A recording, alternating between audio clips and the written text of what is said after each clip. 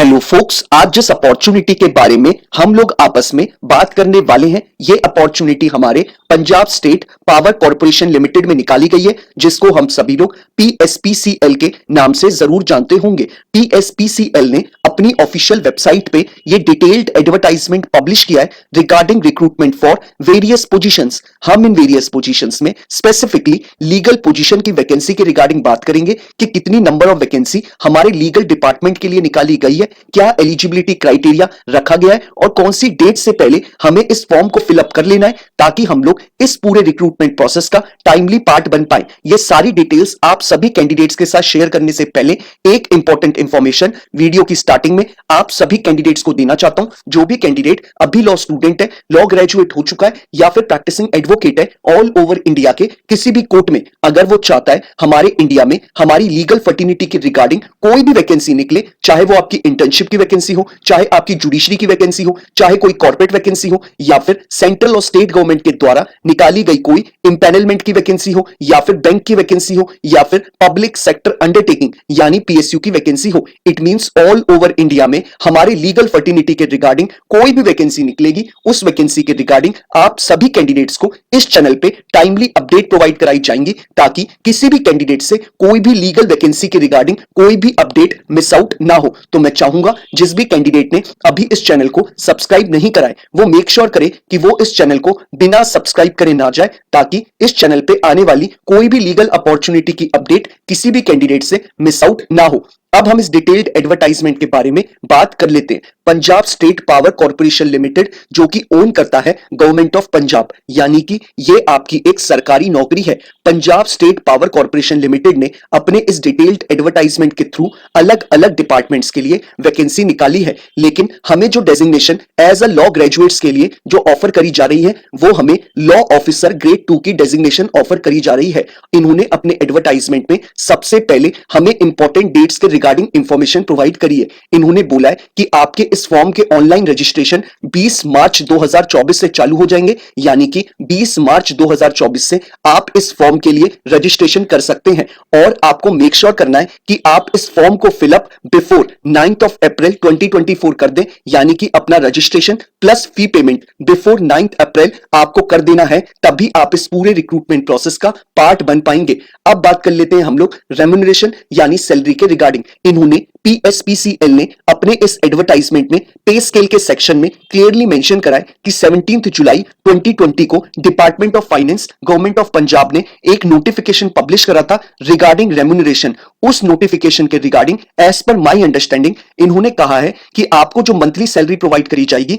वो approximately 60,000 rupees plus monthly provide करा जाएगा, प्लस आपको इसके साथ सारे एक्स्ट्रा अलाउंसेस और पर्क प्रोवाइड करेगा हमारा गवर्नमेंट ऑफ पंजाब। अब बात कर लेते हैं हम लोग दूसरी इंपॉर्टेंट इंफॉर्मेशन के बारे में। सबसे पहले हम लोग नंबर ऑफ वैकेंसी के ऊपर बात कर लेते हैं। हमारे लॉ ऑफिसर ग्रेड 2 के लिए जो नंबर ऑफ वैकेंसी निकाली गई है वो हमारी 6 वैकेंसी निकाली गई है और ये 6 वैकेंसी हम लोग कैटेगरी वाइज देख लेते हैं कितनी पोजीशन रखी गई है। सबसे पहले हम लोग देख लेते हैं कि जनरल कैटेगरी के लिए कितनी वैकेंसी निकाली गई है। इन्होंने क्लियरली मेंशन करा है कि जनरल कैटेगरी के लिए 4 वैकेंसी निकाली गई है, जिनमें से एक वैकेंसी हमारी रिजर्व रखी गई है विमेन कैंडिडेट के लिए। अब बात कर लेते हैं इकोनॉमिक वीकर सेक्शन के लिए। ईडब्ल्यूएस कैटेगरी के लिए भी एक वैकेंसी निकाली गई है और वो एक वैकेंसी भी विमेन कैंडिडेट के लिए रिजर्व रखी गई है। इसके बाद इन्होंने बोला है कि हमारी एक वैकेंसी शेड्यूल्ड कास्ट की कैटेगरी के लिए निकाली गई है, जो कि हमारी टोटल वैकेंसियां मिला के बनाती है 6 वैकेंसी। तो हमारी टोटल 6 वैकेंसी है, जिसमें जनरल के लिए 4,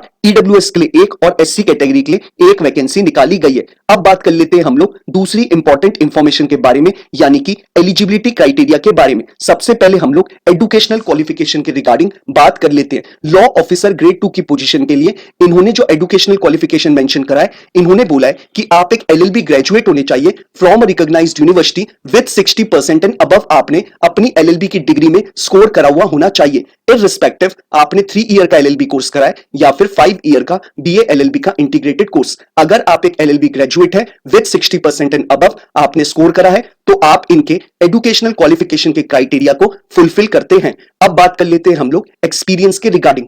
पीएसपीसीएल ने क्लियरली मेंशन करा है कि अगर आपको एज अ प्रैक्टिसिंग एडवोकेट 3 साल कंप्लीट हो चुके हैं प्रैक्टिस करते हुए, चाहे आप हाई कोर्ट में प्रैक्टिस कर रहे हो, चाहे आप सुप्रीम कोर्ट में प्रैक्टिस कर रहे हो, या फिर आप किसी लॉ फर्म के साथ काम कर रहे हो, या फिर आप किसी डिस्ट्रिक्ट कोर्ट में काम कर रहे हो, अगर आपको एज अ प्रैक्टिसिंग एडवोकेट अपनी एलएलबी के बाद 3 साल कंप्लीट हो चुके हैं तो आप इस पोजीशन के लिए अप्लाई कर सकते हैं। और इन्होंने बोला है कि आपका स्टेट बार काउंसिल के साथ एनरोलमेंट होना चाहिए या फिर बार काउंसिल ऑफ इंडिया के साथ ही साथ इन्होंने बोला है कि आप जिस भी जगह पे अपनी प्रैक्टिस करते हैं, यानी कि अगर आप डिस्ट्रिक्ट कोर्ट में प्रैक्टिस कर रहे हैं, या फिर आप स्टेट हाई कोर्ट में प्रैक्टिस कर रहे हैं, या फिर सुप्रीम कोर्ट में प्रैक्टिस कर रहे हैं, आपको अपने बार एसोसिएशन से एक्सपीरियंस सर्टिफिकेट बनवाना पड़ेगा और पीएसपीसीएल में आपको यह सबमिट करना होगा। यही सारी इंपॉर्टेंट इंफॉर्मेशन हमें पीएसपीसीएल ने इस एडवर्टाइजमेंट में एक्सपीरियंस के सेक्शन में बताई है। अब बात कर लेते हैं हम लोग दूसरी इंपॉर्टेंट इंफॉर्मेशन के बारे में। इन्होंने अपने इस एडवर्टाइजमेंट में यह भी मेंशन करा है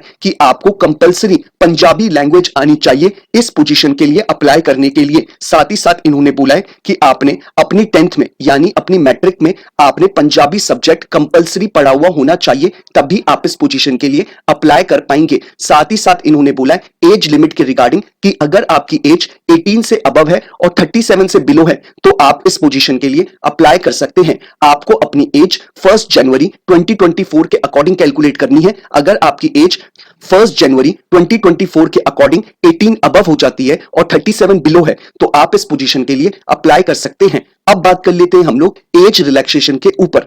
इन्होंने क्लियरली मेंशन करा है कि शेड्यूल कास्ट के लिए और बैकवर्ड क्लास के लिए इन्होंने 5 साल का एज रिलैक्सेशन प्रोवाइड करा है, यानी उनके लिए जो एज लिमिट हो जाती है वो आपकी 42 इयर्स की हो जाती है। अब बात कर लेते हैं हम लोग पीडब्ल्यूडी कैटेगरी वाले कैंडिडेट्स के लिए। उनको 10 साल का एज रिलैक्सेशन प्रोवाइड करा गया है, यानी उनके लिए जो एज लिमिट हो जाती है वो आपकी 47 इयर्स की हो जाती है। साथ ही साथ इन्होंने बोला है कि अगर कोई कैंडिडेट है जिसकी एज लिमिट अभी 40 इयर्स से बिलो है, चाहे वो विडो हो या फिर कोई विमेन लीगली सेपरेटेड हो अपने हस्बैंड से, या फिर कोई विमेन है जिसको उसके हस्बैंड के द्वारा मेंटेनेंस मिलता है, यानी अगर ऐसी कोई भी विमेन है जिसका अभी सेपरेशन का केस चल रहा है, विडो है या फिर उसके हस्बैंड ने दूसरी शादी कर ली है, उनके लिए जो एज लिमिट रखी गई है वो आपकी 40 इयर्स की रखी गई है। अब बात कर लेते हैं हम लोग दूसरी इंपॉर्टेंट इंफॉर्मेशन के बारे में। आपकी इस फॉर्म के लिए जो एप्लीकेशन फी रखी गई है वो हमारे एससी और पीडब्ल्यूडी कैटेगरी वालों को छोड़ के जो एग्जामिनेशन फी रखी गई है, यानी UR category, EWS category, OBC category, इन सब कैटेगरीज के लिए जो आपको एप्लीकेशन फी पे करनी पड़ेगी इस रिक्रूटमेंट प्रोसेस का पार्ट बनने के लिए, वो आपको 1416 रुपीस पे करने पड़ेंगे। और हमारे एससी और पीडब्ल्यूडी कैटेगरी वालों को 885 रुपीस पे करने पड़ेंगे इस पूरे रिक्रूटमेंट प्रोसेस का पार्ट बनने के लिए। तो ये हमें एप्लीकेशन फी के रिगार्डिंग इन्होंने सारी चीजें मेंशन करी है। अब बात कर लेते हैं हम लोग सिलेक्शन प्रोसेस के ऊपर। इन्होंने क्लियरली मेंशन करा है कि आपका ये लोग प्रीलिम्स का यानी एक रिटन टेस्ट कंडक्ट कराएंगे और जो भी कैंडिडेट रिटन टेस्ट को क्लियर करेगा उसका फाइनली डॉक्यूमेंट वेरिफिकेशन के लिए उसको पंजाब गवर्नमेंट यानी कि पीएसपीसीएल बुलाएगा। और जो भी कैंडिडेट हमारे डॉक्यूमेंट वेरिफिकेशन वाले प्रोसेस को भी फुलफिल कर देगा, फाइनली उसको मेडिकल एग्जामिनेशन के लिए पीएसपीसीएल बुलाएगा। ये आपका पूरा सिलेक्शन प्रोसेस है, यानी इसमें आपका मेंस का एग्जाम नहीं होने वाला, सिर्फ आपका एक सिंगल प्रीलिम्स का एग्जाम होगा। जो भी कैंडिडेट प्रीलिम्स को क्लियर करेंगे वो डॉक्यूमेंट वेरिफिकेशन के लिए क्वालिफाई करेंगे। डॉक्यूमेंट वेरिफिकेशन के बाद आपका पीएसपीसीएल एक मेडिकल टेस्ट कंडक्ट कराएगा, फाइनली आपकी मेरिट लिस्ट जनरेट करेगा जिसमें वो बताएगा कि उन्होंने किन किन कैंडिडेट्स को शॉर्टलिस्ट करा है। अब बात कर लेते हैं हम लोग इसमें हमारे एग्जाम के रिगार्डिंग क्या क्या चीजें आने वाली हैं। इन्होंने क्लियरली मेंशन करा है कि सबसे पहले आपसे 70 क्वेश्चन आपके सब्जेक्ट के रिगार्डिंग पूछे जाएंगे, यानी आपको 70 क्वेश्चन आपके लॉ की फील्ड के रिगार्डिंग क्वेश्चन पुटअप करे जाएंगे। उसके बाद आपसे 10 क्वेश्चन आपके जनरल नॉलेज के पूछे जाएंगे। उसके बाद आपसे 10 क्वेश्चन आपसे रीजनिंग के पूछे जाएंगे और 10 क्वेश्चन आपसे जनरल इंग्लिश के पूछे जाएंगे। तो टोटल ये एग्जाम आपका 100 मार्क्स का कंडक्ट कराया जाएगा पीएसपीसीएल के द्वारा। साथ ही साथ इन्होंने क्लियरली मेंशन करा है कि आपका पंजाबी लैंग्वेज का कोई भी टेस्ट कंडक्ट नहीं कराएगा पीएसपीसीएल। साथ ही साथ इन्होंने क्लियरली मेंशन करा है कि आपका ये एग्जाम 2 आवर्स का कंडक्ट कराया जाएगा पीएसपीसीएल के द्वारा, यानी टोटल आपको 120 मिनट्स मिलेंगे ये 100 क्वेश्चंस को अटेम्प्ट करने के लिए। साथ ही साथ इन्होंने बोला है कि आपकी इस एग्जाम में नेगेटिव मार्किंग भी होगी, यानी 0.25% की आपकी नेगेटिव मार्किंग भी है। और इन्होंने बोला है कि टोटल क्वेश्चन आपके 100 आने वाले हैं। साथ ही साथ इन्होंने बोला है कि आपको ये एग्जाम क्वालिफाई करने के लिए मिनिमम 50% मार्क्स स्कोर करने पड़ेंगे, तभी आप इस पोजीशन के लिए क्वालिफाई करेंगे। अब बात कर लेते हैं हम लोग कि हमें इस पूरे रिक्रूटमेंट प्रोसेस का कैसे पार्ट बनना है। वीडियो के नीचे जो आपको डिस्क्रिप्शन बॉक्स अवेलेबल है, आप उस पर क्लिक करेंगे, आपको जो वहां पर पहला लिंक अवेलेबल है आप उस पर क्लिक करेंगे, आपके स्क्रीन पे ये पूरा एडवर्टाइजमेंट खुल के आ जाएगा। आप चाहें तो इसे डाउनलोड कर सकते हैं या फिर अपने स्क्रीन पे ही स्क्रॉल डाउन करके आप इस एडवर्टाइजमेंट को पढ़ सकते हैं। ऐसे ही डिस्क्रिप्शन बॉक्स में जो आपको सेकंड लिंक अवेलेबल है आप उस पर क्लिक करेंगे, आप डायरेक्टली PSPCL की ऑफिशियल वेबसाइट पे चले जाएंगे, जहां पे आप इस फॉर्म को ऑनलाइन फिलअप कर सकते हैं। आपको मेक श्योर करना है कि आप इस ऑनलाइन फॉर्म को बिफोर 9 अप्रैल फिलअप कर दे, तभी आप इस पूरे प्रोसेस का पार्ट बन पाएंगे। इन केस अगर आपको फॉर्म को फिलअप करने में किसी तरीके की कोई क्वेरी अराइज होती है तो आप सभी लोग मुझे इंस्टाग्राम या ट्विटर पे टेक्स्ट मैसेज ड्रॉप कर सकते हैं, या फिर आप लोग मुझे यूट्यूब के कमेंट बॉक्स में ही कमेंट ड्रॉप कर सकते हैं। मैं मेक श्योर करता हूं हर एक कैंडिडेट को टाइमली बेसिस पे रिप्लाई कर दूं, ताकि वो अपने फॉर्म को जल्दी से जल्दी फिलअप कर पाए और अपने आगे की प्रिपरेशन उतनी ही जल्दी शुरू कर पाए। तो ये सारी इंपॉर्टेंट इंफॉर्मेशन थी जो हमें इस एडवर्टाइजमेंट में बताई गई थी। अगर आपको ये वीडियो पसंद आया तो आप लोग इसे लाइक शेयर जरूर करिएगा, और अगर आप लोग चाहते हैं कि ऐसे ही हर एक दिन आपको एक लीगल अपॉर्चुनिटी की अपडेट मिलती रहे तो मेक श्योर करिएगा कि आप इस चैनल को बिना सब्सक्राइब करे ना जाएं। Thank you so much.